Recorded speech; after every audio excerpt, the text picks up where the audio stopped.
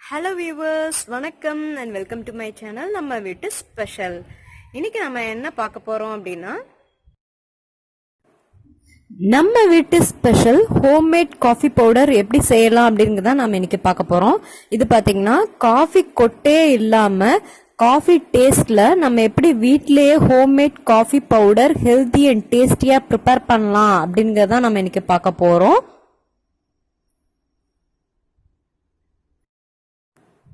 இந்த homemade coffee powder செய்யறதுக்கு first ஒரு பாத்திரத்தை ஹீட் பண்ணிக்கோங்க. பாத்திரம் நல்லா சூடானதுக்கு அப்புறம் இன்னைக்கு நம்ம 1/4 கிலோ வெள்ளை கொண்டக்கடலை, அதாவது சன்னான்னு சொல்லுவாங்களா, அந்த வெள்ளை கொண்டக்கடலை யூஸ் பண்ணி தான் நம்ம இந்த ஹோம்மேட் காஃபி பவுடர் செய்ய போறோம். அந்த கருப்பு கொண்டக்கடலை எல்லாம் யூஸ் பண்ணவே கூடாது. இதுக்கு வெள்ளை கொண்டக்கடலை மட்டும்தான் யூஸ் பண்ணணும். இது பாத்தீங்கன்னா கொண்டக்கடலை அடுப்பு பாத்திரத்துல சேர்த்ததுக்கு அப்புறம் லோ ஃப்ளேமுக்கு தீய மாத்திருங்க. கண்டிப்பா லோ ஃப்ளேம்ல வச்சுதான் இதை நல்லா ட்ரை ரோஸ்ட் பண்ணணும். ஃப்ளேமை பெருசாக வச்சுட்டு ஃபாஸ்ட்டாக வறுத்தரலாம் அப்படின்னு நினச்சிங்கன்னா மேல் தோல் மட்டும் ப்ரௌனாக இருக்கும், உள்ளுக்குள்ளே கரெக்டாக ரோஸ்ட் ஆகாது. அதனால கண்டிப்பாக அடுப்பை லோ ஃப்ளேமில் வச்சு நல்லா ட்ரை ரோஸ்ட் பண்ணுங்க. இந்த ட்ரை ரோஸ்ட் பண்ணுறதுக்கு பார்த்தீங்கன்னா ஒரு 8லேருந்து 10 நிமிஷம் ஆகும். அதாவது நீங்கள் எவ்வளோ கொண்டக்கடலை எடுத்துக்கிறீங்களோ அந்த அளவுக்கு நீங்கள் ரோஸ்ட் பண்ணுற டைம் கூட குறைச்சி வரும். ஆனால் கண்டிப்பாக லோ ஃப்ளேமில் வச்சு தான் நல்லா ட்ரை ரோஸ்ட் பண்ணணும். இப்போ பார்த்தீங்கன்னா 10 நிமிஷத்துக்கு மேலே ஆயிடுச்சு. நான் சிம்லே வச்சு நல்லா ட்ரை ரோஸ்ட் பண்ணுறேன். பார்த்தீங்கன்னா அந்த வெள்ளை கொண்டக்கடலை நல்லா கோல்டன் ப்ரௌன், நல்ல ப்ரௌன் கலரில் கிறிஸ்பியாக முறுமுறுன்னு இந்த மாதிரி ரோஸ்ட் ஆயிடுச்சு. இந்த அளவுக்கு நல்ல கலர் சேஞ்ச் ஆகிற அளவுக்கு நல்லா ட்ரை பண்ணி எடுத்துக்கோங்க. இந்த சன்னா வறுக்கும் போதே பாத்தீங்கன்னா வீடே நல்ல காஃபி கொட்டை வறுக்கிற மாதிரி நல்ல கம கமன்னு அந்த காஃபி ஃபிளேவர் இப்போ நீங்க வறுக்கும் போதே உங்களுக்கு நல்லா வந்துடும். இந்த கலர் வந்ததுக்கு அப்புறம் நீங்க அடுப்பை ஆஃப் பண்ணிட்டு இதை வேற பாத்திரத்துக்கு மாத்தி வச்சிருங்க. இதே பாத்திரத்துல வச்சீங்க அப்படின்னா அந்த அடுப்போட ஹீட்டுக்கு இன்னும் கருப்பா மாறிடும். இப்ப நான் வறுத்த அந்த வெள்ளை கொண்டக்கடலை எல்லாம் ஒரு பிளேட்ல போட்டு நல்லா ஆற வச்சிடுறேன். ஆறுனதுக்கு அப்புறம் இத ஒரு மிக்சியில போட்டு நல்ல நைஸ் பவுடரா அரைச்சு எடுத்துக்கணும். இது பாத்தீங்கன்னா அரைக்கும் போது கொஞ்சம் கூட மிக்சியில ஈரப்பதம் இருக்கவே கூடாது.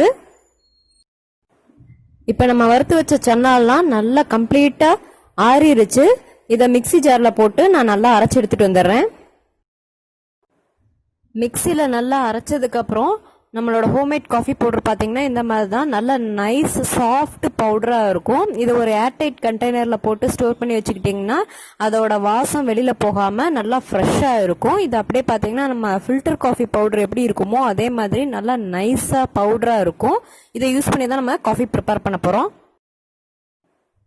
காஃபி போடுறதுக்காக நான் இன்னைக்கு பாலை சூடு பண்ணியிருக்கேன். இது ஏற்கனவே ஹீட் பண்ண பால் தான், இருந்தாலும் மறுபடியும் காஃபி போடுறதுக்காக ஃப்ரெஷ்ஷாக ஒரு தடவை ரீஹீட் பண்ணுறேன்.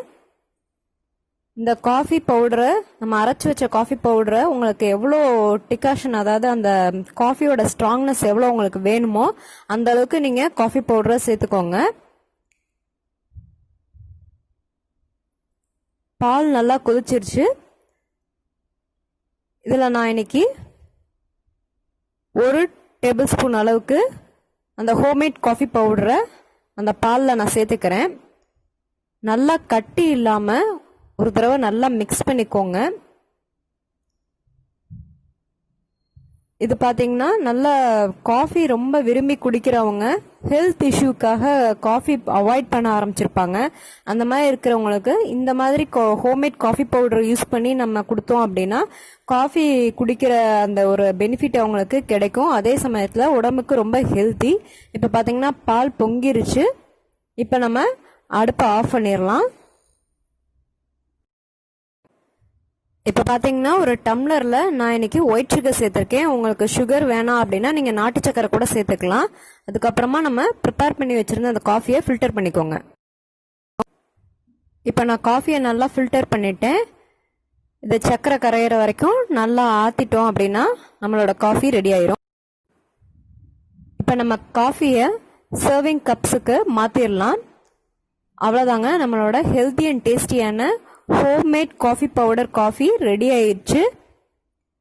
ஒரு சிலர் ஹெல்த் இஷ்யூக்காக இன்ஸ்டன்ட் காஃபி பவுடரை அவாய்ட் பண்ணிட்டு காஃபி குடிக்கிறத ஸ்டாப் பண்ணியிருப்பாங்க. அப்படி இருக்கிறவங்க இந்த மாதிரி ஹோம்மேட் காஃபி பவுடரை ப்ரிப்பேர் பண்ணி சாப்பிட்டீங்க அப்படின்னா ஹெல்த்தி அண்ட் டேஸ்டியாகவும் இருக்கும், காஃபி குடிச்ச ஒரு ஃபீலும் இருக்கும். கண்டிப்பாக ட்ரை பண்ணி பார்த்துட்டு உங்களோட ஃபீட்பேக் எப்படி இருக்கு அப்படின்னு எனக்கு சொல்லுங்க.